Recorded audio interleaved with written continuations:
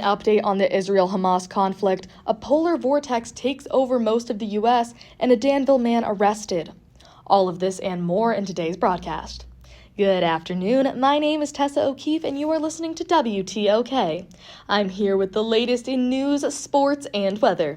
Today's broadcast is brought to you by Erickson Chevrolet, where you're number one. On the international scene, Israel and Hamas once again appear to be inching towards a ceasefire that could wind down the 15-month war in Gaza and bring home dozens of Israelis held hostage there. Both Israel and Hamas are under pressure from outgoing U.S. President Joe Biden and President-elect Donald Trump to reach a deal before the January 20th inauguration. The latest round of negotiations has bogged down over the names of hostages to be released. Israel wants assurances that the hostages are alive, while Hamas says that after months of heavy fighting, it isn't sure who is alive or dead. Heading over to Asia, China has slammed a decision by the U.S. Treasury to sanction a Beijing-based cybersecurity company for its alleged role in multiple hacking incidents targeting critical U.S. infrastructure. Chinese Foreign Ministry spokesperson said that the country has cracked down on cyber attacks and that Washington was using the issue to defame and smear China. Back in the States, the U.S. was blasted with ice, snow, and wind on Monday as the polar vortex that dipped south over the weekend kept much of the country east of the Rockies in its frigid grip, making many roads treacherous and causing widespread power outages and flight cancellations.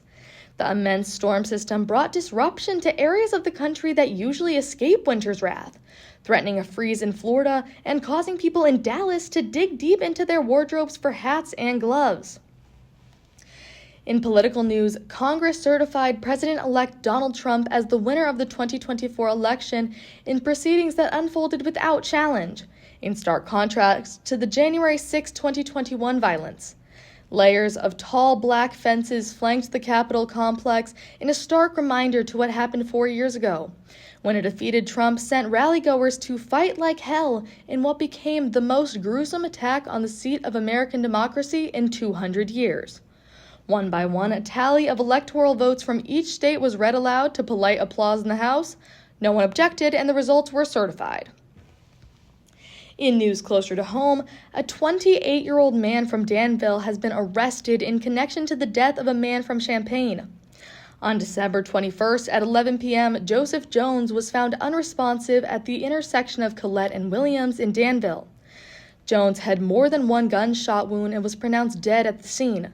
Police investigated the shooting and gathered evidence suggesting Darrell Boston of Danville was a suspect in Jones's death. On January 4th, 2025, Boston was arrested and charged with a warrant arrest of first-degree murder. And finally, in health news, the Illinois Department of Public Health is asking residents to stay vigilant against the rise of norovirus. The virus, a common cause of gastrointestinal disease, has symptoms like nausea, vomiting, and diarrhea that develop 12 to 48 hours after exposure. Health officials recommend people wash their hands frequently with soap and water, as well as cleaning commonly used surfaces. Who came out on top in last night's NBA games? Find out after a word from our sponsor. Don't miss the red tag sale happening right now at Erickson Chevrolet. Every vehicle in stock is tagged with special savings that will save you thousands, including a great selection of in-demand pre-owned cars and trucks like the Chevy Equinox. Take advantage of the red tag sale by heading down to Erickson Chevrolet. Erickson Chevrolet, where you're number one. And we are back with the latest scores from the hardwood. In a close game, the Pistons beat the Trailblazers 118 to 115. The Pacers destroyed the Nets 113 to 95, and finally, the Timberwolves just beat the Clippers 108 to 106. Lastly, here is this week's weather forecast. Today, expect mostly sun with a high near 20 degrees. Tonight will be partially cloudy with a low around 4. Tomorrow will be sunny with a high near 19. This week overall, expect a mix of sun and clouds with temperatures in the high 10s and 20s. That is all the time we have for you today. Today's broadcast was sponsored by Erickson Chevrolet, where you are number one.